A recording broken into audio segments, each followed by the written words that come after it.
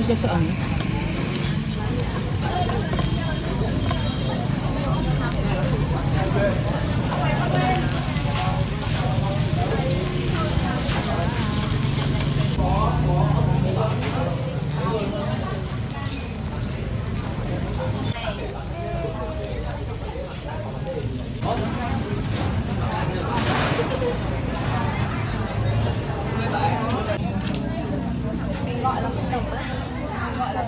Be, dandan lang.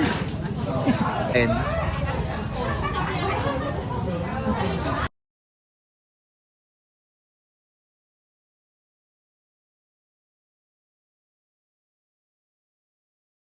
this is what's left.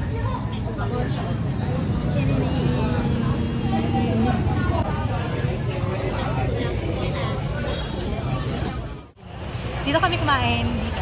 Vietnamese barbecue. Ang sarap niya. Hindi namin alam kung saan to pero Pangalan ng kainan, Quan Cai Da. ang kailan? 3. Number Number Feeling ko 3, ano eh. number 3 na. Yun yung Pero Quan feeling Cai Da. namin, ito siya. Tapos Parang meron ano pang lang siya. isa dun sa kabilang side. Ayun. So, ito Ang yung daming kumakain, oh. parang annex niya siguro to, no? Quan Cai Da. Tandaan niyo lang, Quan Cai Da. Tandaan niyo lang Quan Cai. Hindi, Quan Cai Da. Ang Butike. butike. Ayun, tumatawid yung isa. Ayun. So, ito yung street. Tapos ito, yan. Tapos lakad kayo ng konti. Yan mo, so...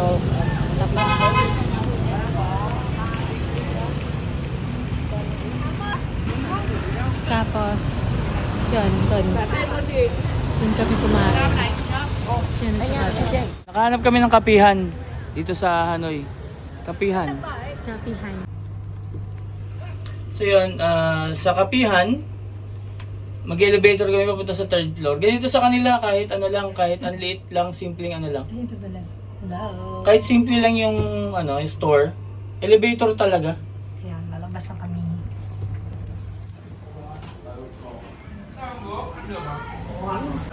So andito kami sa second floor ng kapehan at dahil gabi na, hindi kami umorder ng kape. Umorder kami ng coconut. Maganda rito yung coconut, meron ng pangkayod after. Kasi madalas pag bumibili kami dito, pinapabuksan pa namin ito. Tapos Pero wala ito silang, meron na. wala silang ganito.